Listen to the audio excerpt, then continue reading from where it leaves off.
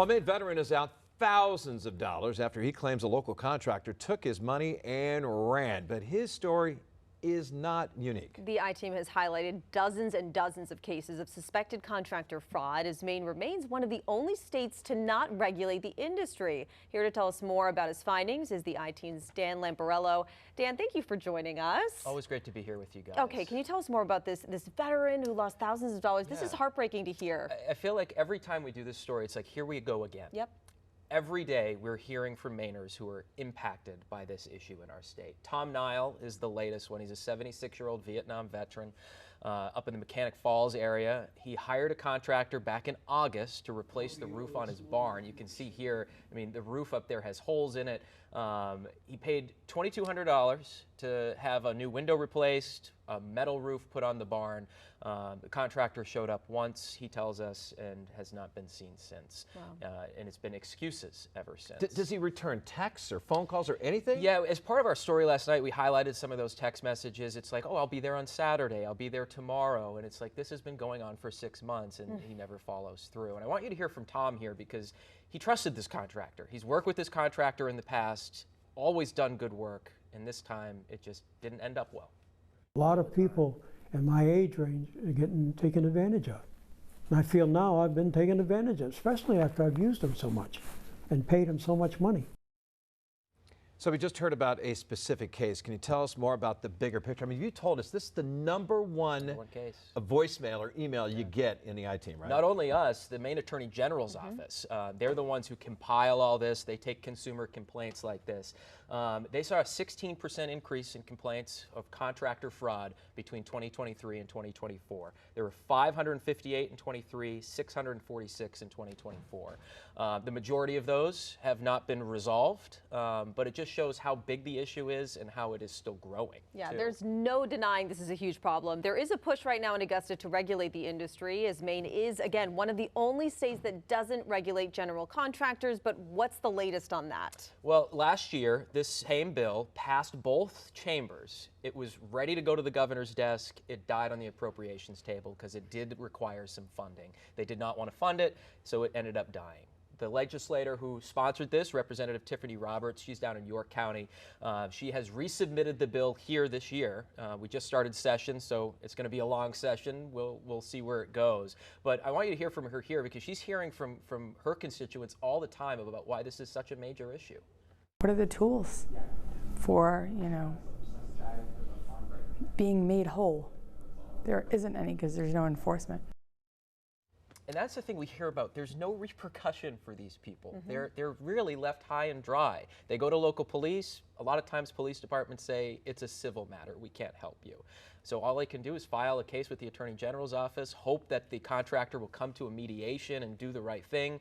But the majority of those cases, the people are just out thousands of dollars. Or hope they contact you guys and you guys somehow figure out a way to get them their money back. What will the legislative process look like for this session? So it all depends. This hopefully is a bipartisan issue because it seems like almost everybody of all walks of life, mostly people who are older, are being impacted by this across our state. But what will happen now, the bill has been submitted, it will get a public hearing. It's something our team is going to continue to follow throughout the whole legislative session. So this story is not going away. And it's too bad because you have to give them money.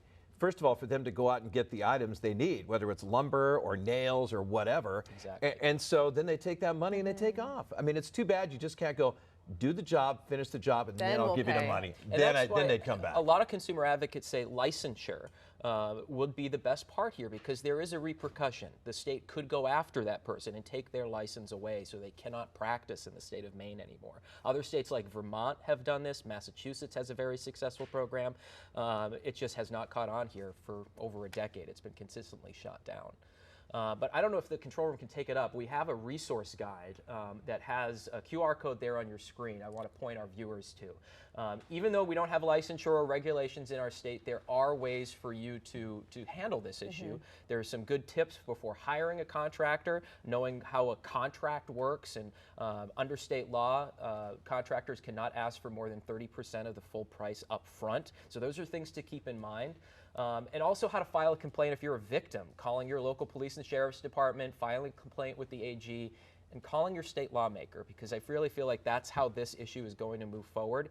It's power in numbers, right? So if you're calling your state lawmaker, letting them know that you've become a victim of this and that you're passionate about seeing something change here, that could be where it's at. You know what's sad too is there are some wonderful, great, reliable, law-abiding contractors out there, and I know that many of them are very frustrated. Absolutely. You know, these guys are making us look bad. And I remember doing a story years ago about a family in Gray, that very similar story to Tom's, and there was a contractor that stepped up, you know, a reliable one that said, I'm going to do the work for you and finish the job for free because I just don't like that, you know, we're getting a bad, you know, bad press because of these other guys. 100%. We have talked with contractors before who want this because Right. it's going to make the industry as a whole better.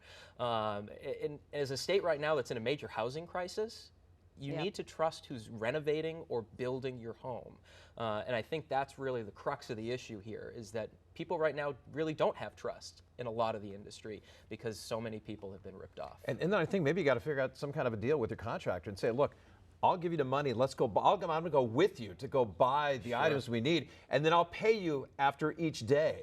But I'm not paying you all this money in advance. I mean, there's got to be something that you can try to keep these guys accountable. And that's kind of the legislative process that's going to happen here. You know, how big of a contract does it need to be for somebody to be licensed? Is it going to be a $15,000 project or a $30,000 project? What are the education requirements and those sort of things? That's something the lawmakers will look at this session.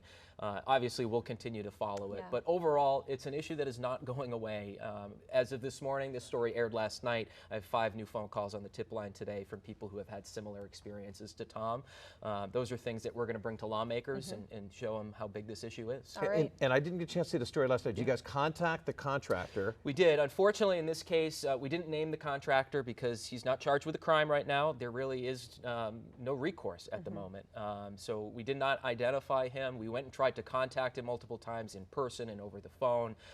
He just doesn't seem to want to answer to this issue. Not really surprised, honestly. But thank you for all the resources. Don't forget, I'm sure those are linked to your story online. It does. that It brings you people right can to head our story Yeah. on the website, and at the bottom we have a full viewer guide on what to do before hiring a contractor and what to do if you're a victim. Yeah, I'm sure this would probably slow it down too if people went on the contractor's social media accounts and listed some of the issues they're having, and maybe that would hurt their business too, so maybe they'd finish some of the projects. There's a lot of Facebook groups for fellow victims and that sort of thing, so there's a lot of awareness. The biggest thing here, please just do your research. Yep. If you're looking to do a home renovation anytime soon, make sure you vet these people out, ask for a contract in writing, don't pay too much up front, and look at those reviews, because that's a big thing. And then it's tough because this guy had done work for him in the past. I know. So They that's think probably the that frustrating they're part, yeah. reliable. Yep. Absolutely. All right, very frustrating. But Dan, thank you so much for Thanks, your hard guys. work on Yeah. this.